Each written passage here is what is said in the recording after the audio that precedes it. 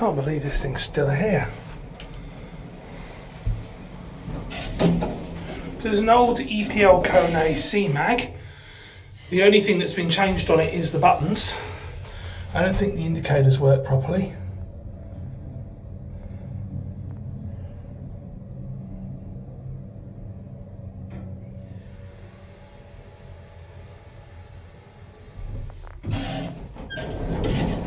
As you can see, it was originally configured for use as a 2-door, but it now runs. The colours on there are useless. It's just a single door. Yeah.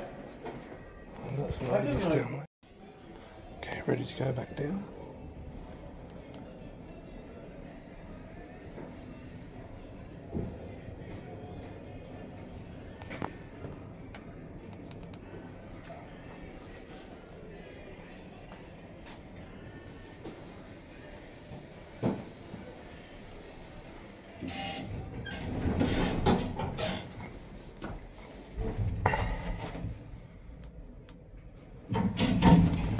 So new buttons, which actually went in, well, 10 years ago maybe they replaced the buttons.